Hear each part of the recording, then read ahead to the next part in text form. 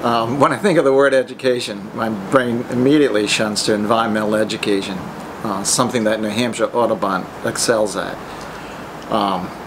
For example, who hasn't heard of Audubon Camp? Practically a rite of passage for thousands of kids over the last 50 years. Environmental education also means bringing kids from schools out to our centers and sanctuaries where they can meet, some of them for the first time, nature face to face. Or more frequently, it means going into schools armed with a hawk or an owl or a snake or a frog or a turtle, essentially bringing the outdoors into the classroom where kids get a chance, again, sometimes for the first time, to touch a frog or a turtle. And our interaction with the kids isn't just for entertainment value.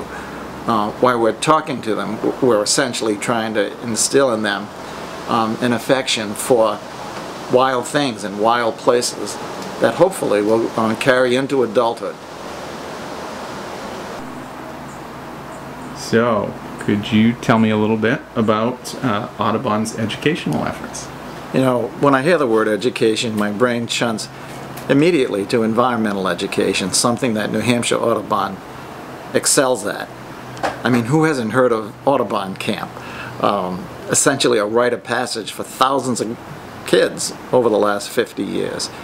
But environmental education also means bringing school children out to our centers and sanctuaries where they can meet nature face to face, sometimes for the very first time.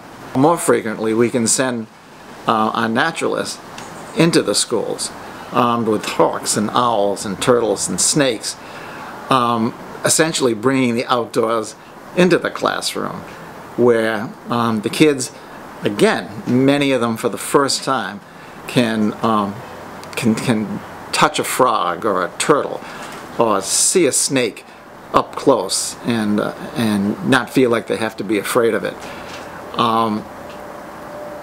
And while we're working with the kids, we try to instill in them an affection for nature that hopefully will carry into adulthood and some of their adult decisions.